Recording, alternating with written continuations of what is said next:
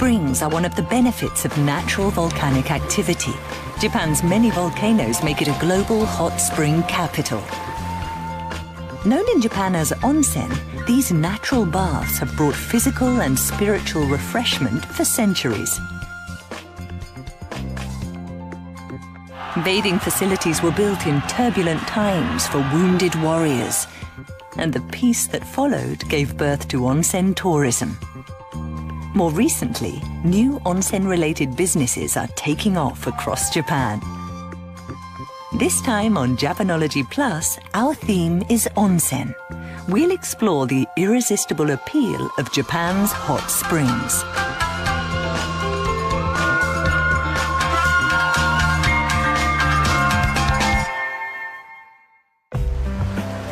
Hello and welcome to Japanology Plus. I'm Peter Barakat.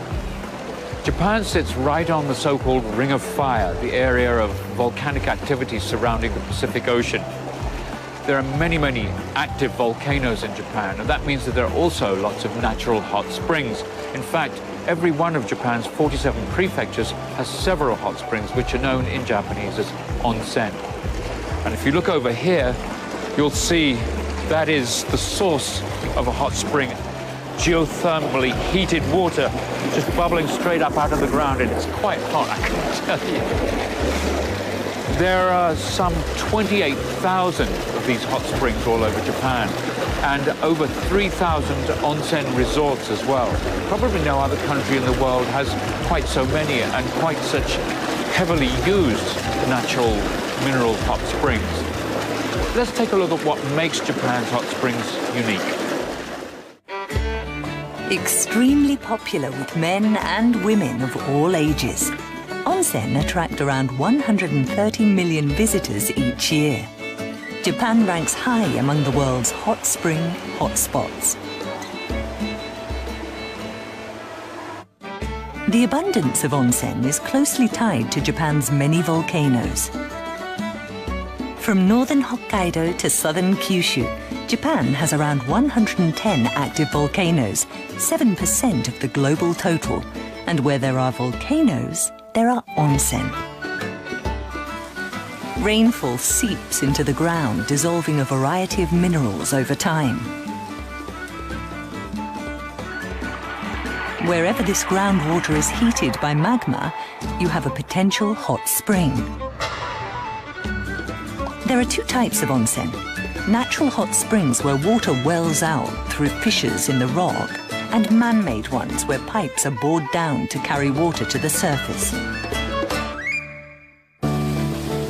Onsen water may include various minerals such as sulfur, iron and calcium, and the different types of water are thought to improve circulation, ease fatigue, or offer other benefits. Since ancient times, the Japanese have recognized the benefits of individual springs and used them to treat all kinds of ailments and injuries. Onsen come in various formats.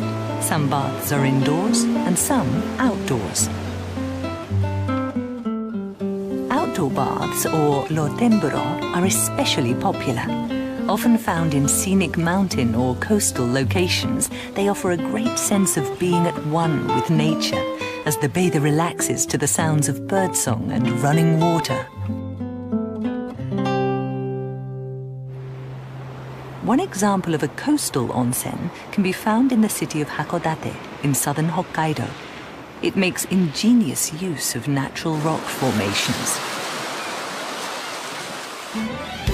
But timing is crucial for bathers at this rotemburo. At low tide, the pools are too hot. But when the tide is high, seawater flows in, mixing with the hot spring water to cool it to a comfortable temperature. Hot spring water isn't always clear. These baths in Kumamoto are completely opaque. The mineral-rich mud that clouds the water comes directly from the source. It's known for a strong warming effect and for nourishing the skin.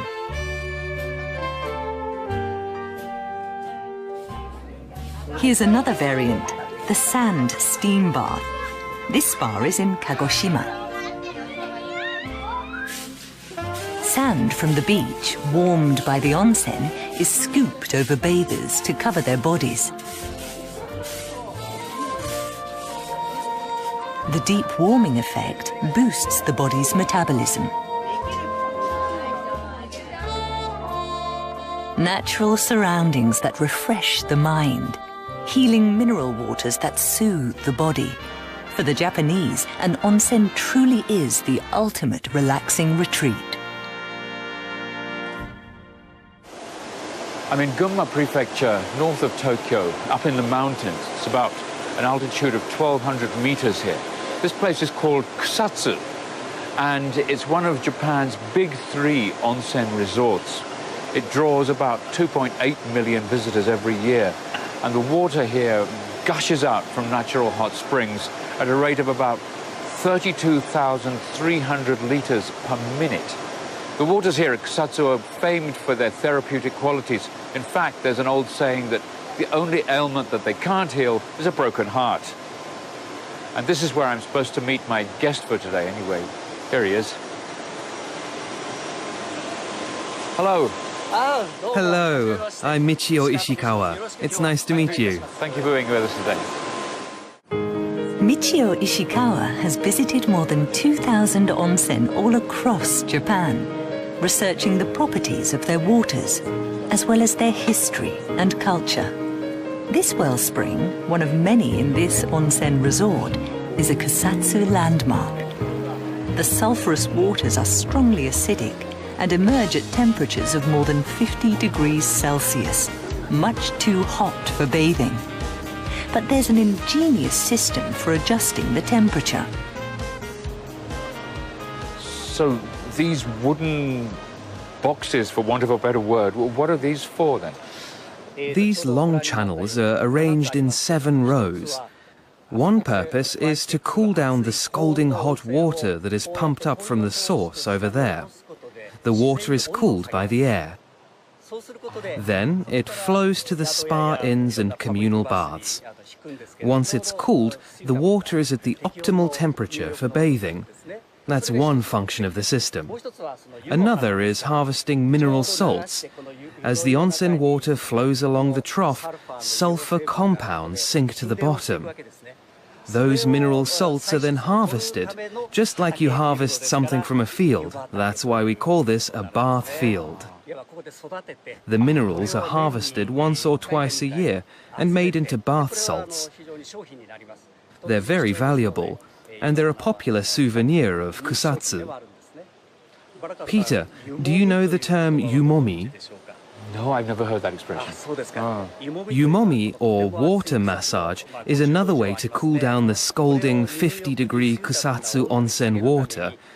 It is churned in bathtubs with large paddles.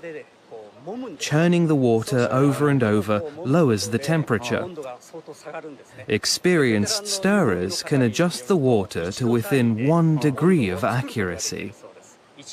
As low as 38 degrees. This technique goes back centuries. Nowadays, the whole town's built up into a resort. There's hotels and restaurants and everything. How far back does that history go? Back to the 12th century. People were drawn to the area around the present-day bath fields by the superb healing waters. So inns were built for bathers, along with other places to relax. People also needed places to eat. More and more inns and shops appeared around the bath fields, forming this kind of plaza, and it started to look like it does today. I would say Kusatsu is the ultimate prototype for a Japanese onsen resort. Now let's take a tour of a typical Japanese onsen bath.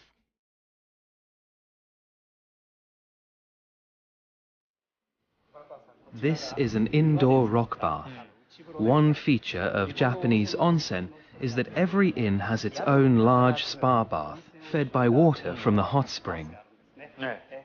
We're lucky in Japan that we can enjoy accommodation and onsen baths under one roof. It's a pretty typical setup, isn't it? Yeah. Come this way.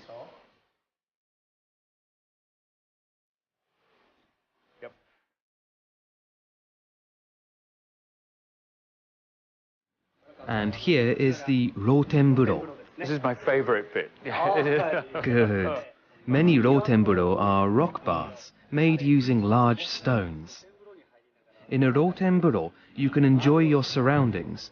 It's one example of a traditional Japanese landscape garden principle called borrowed scenery. I've been in Japan for over 40 years now, and when I first came, I remember at the company I worked for, everybody would go out on an onsen trip. There'd be several buses, and everybody would go, over 100 people. And I don't think anybody ever objected to this. Everybody likes onsen.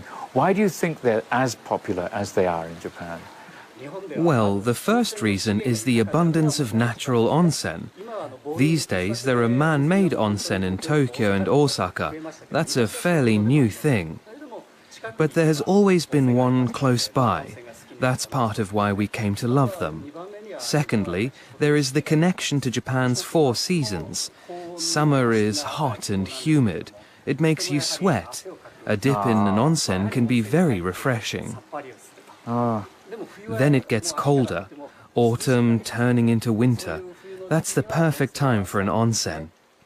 In the days before heating, a warming onsen soaked away aches and pains. And a third point is that Japanese people love to be clean. Daily bathing is an old custom here. And with these hot springs, the custom is communal bathing. You don't have your own bath. Well, sometimes in some hotels they'll have an onsen bath actually in the room. But mainly it's communal bathing. That's right. In the old days, communal bathing was the only bathing available. Samurai would put down their swords and enter the bath alongside common folk. People of all stations in life enjoyed bathing together. It was a chance to socialize across class boundaries, a real melting pot, and a social center for all kinds of people in the local community. So it was more than just a place to bathe. It played an important role as a forum for information exchange. The history of onsen in Japan stretches back some 6,000 years to prehistoric times. It is thought that the first to make use of onsen were actually wild animals. There are many old stories from across Japan of monkeys, deer, and other animals having led humans to hot springs. From the 8th century onwards, onsen started to become more widely known. As Buddhism began to spread, so did the practice of bathing. This is a 13th century reconstruction of a bath at Todaiji, one of Nara's great Buddhist temples. It is made of iron and is Japan's oldest surviving bathtub. Buddhism taught that bathing warded off disease and ushered in good fortune. At temples, baths were offered to the poor and sick. Gradually, Buddhist monks took to making onsen themselves. In the 16th century, a time of widespread conflict, samurai began to make use of hot springs. Takeda Shingen, a brilliant general of the time, maintained 10 secret onsen within his domain. He is said to have sent his soldiers there to recover from sword wounds sustained in battle. The 17th century brought an era of peace, and onsen became more accessible to all. Roads were laid into provinces, and documents and maps dedicated to hot springs began to appear. As more information about their healing powers became known, people began to flock to onsen en masse to cure their ills. Fast forward to the 1960s. As post-war Japan's rapid economic growth brought widespread prosperity, there was also a nationwide boom in leisure travel. This led to the burgeoning success of onsen towns all over Japan. 2-day party packages, including meals and a one-night stay, became a hit. Spa inns invested heavily in big new buildings, and the onsen resort as it exists today was born.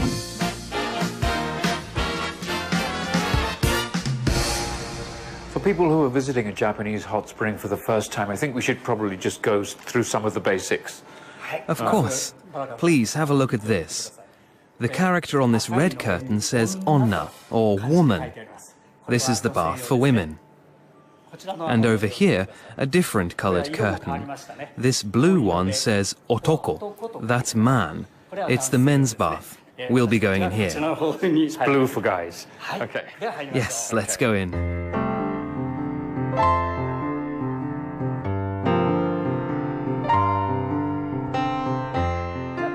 This is where you take off your clothes. You don't wear any clothes in an onsen bath. There are baskets to put your clothes in after you take them off. The only thing you take to the bath is your hand towel, your flannel. Let's see the proper way to get in the bath. Okay. Someone who lives here in Kusatsu will demonstrate for us. First, you splash some water from the bath on yourself. Start from the feet and work your way up. One reason for that is to remove any dirt. The other reason is that the water is hot. This helps your body become accustomed to the heat before you get in. Right.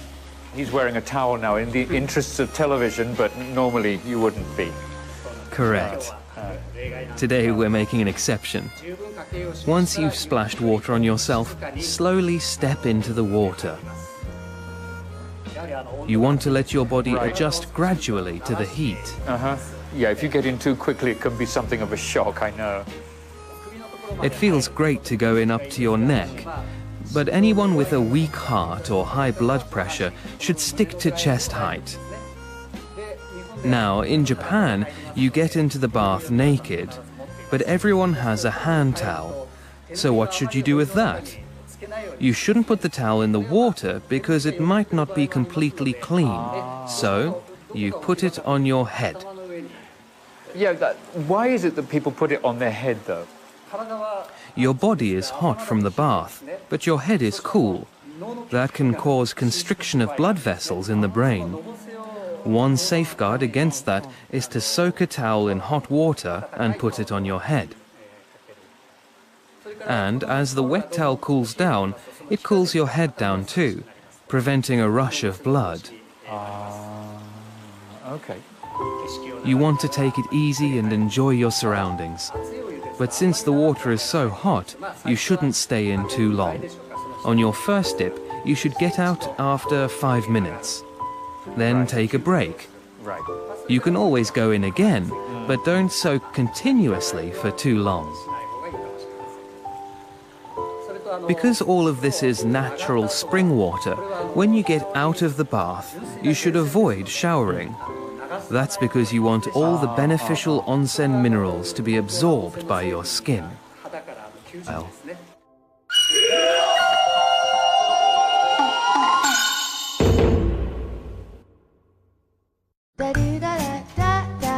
Hi, I'm Matt Alt, and on today's episode of Japanology Plus One, I've come to a little hot spring town called Nakagawa in Tochigi Prefecture.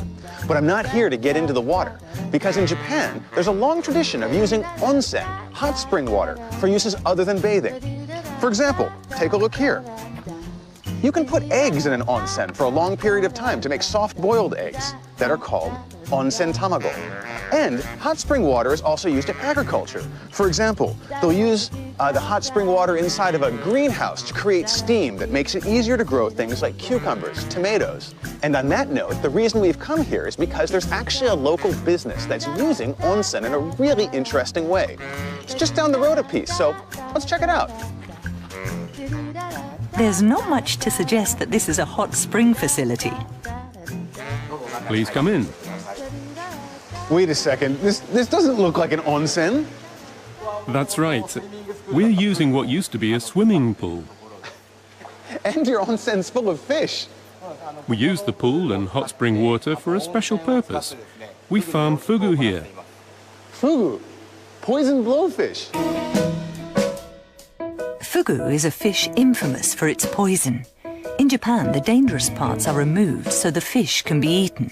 It's considered a delicacy, with a price to match. Can fugu live in an onsen, though? Not in most onsen water, no. But this water has a salinity of 0.9%, one-third that of seawater, and similar to the fish's own bodies. So it's okay for farming fugu. I can't believe I'm doing this. Yeah, it's a little salty, but it's not really salty. Just a little salty. This unusual aquaculture operation was established 7 years ago to generate employment in a town suffering from depopulation. With the local onsen water deemed fit for marine aquaculture, the next step was to choose a fish. A luxury item was seen as the best way to recoup investment. Matt, I need to get in here and catch some fugu for a shipment. Would you like to help me out? Really? Is it okay? I got a good feeling about this.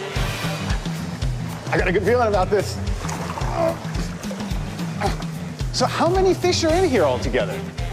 There are about 5,000 fish in this pool. 5,000? See if you can catch some. Don't chase them.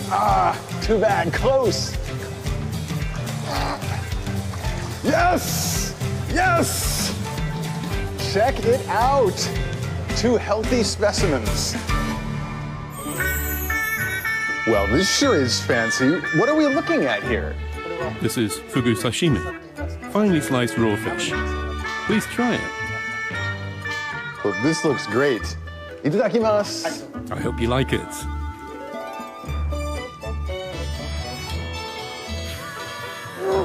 Just kidding. No. It's great. It's great. It's really fresh. It doesn't actually have a lot of flavor to it, but I guess it's really about the chewiness and the mouthfeel. So as you can see, onsen aren't just for bathing in Japan. Next time you come to a hot spring town, look around. You never know what you might find. Until then, I'll be enjoying some nice fresh fugu. See you next time.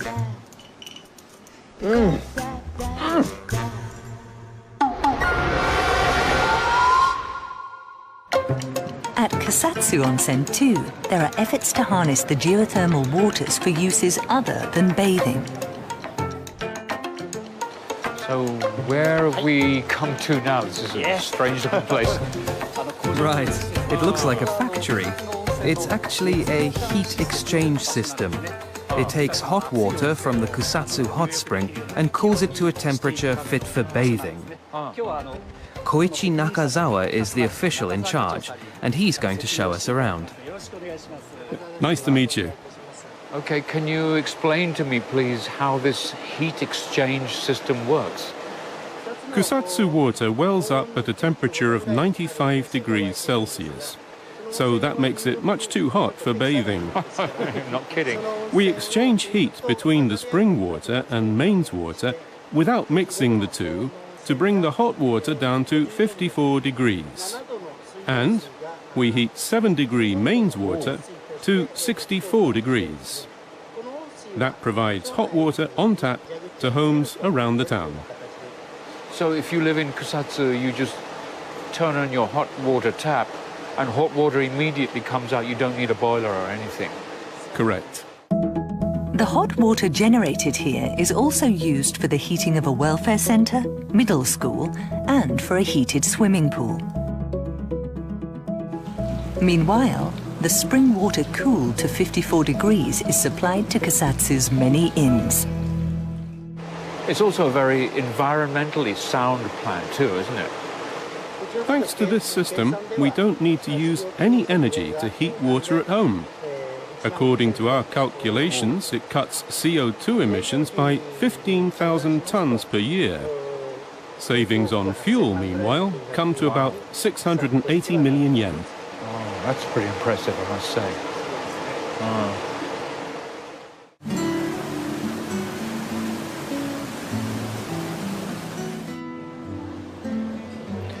That heat exchange system really was very impressive.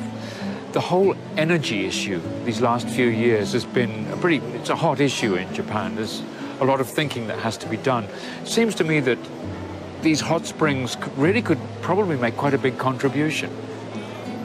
I believe it is possible to extract more energy from Japan's hot springs. Japan is known to have a lot of geothermal energy resources, but a large part of that has always been used for onsen bathing. It's likely that any large-scale development of geothermal power would therefore affect our ability to keep using onsen as we have for so long. It might impact resort communities. So I think the best way to use Japan's geothermal resources will be to apply those resources within each local community, like the heat exchange system in Kusatsu that we looked at just now. That seems to be the most rational approach. The amount of water supplied by an onsen is limited by the local rainfall. What we can use in Kusatsu depends on the rainfall in Kusatsu. So it's not an inexhaustible resource. These days, Japan really needs to make very careful use of its limited resources, including onsen. Governance of the commons is a big idea right now. Commons are things that belong to everyone. They're resources that are managed and controlled collectively. This is an extremely effective approach to managing resources. In Japan, community baths are an example of local resources that are collectively managed. That model has been used here in Kusatsu for a long time.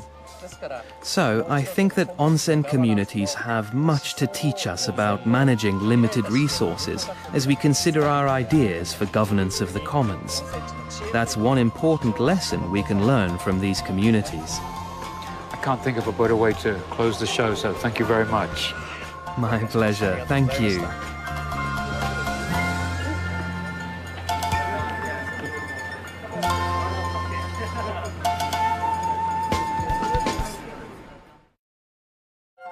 Next time, another of our Japanophile profiles. Andrew Mancavelli from New York was so captivated by Japan's traditional armor that he decided to make a career out of it.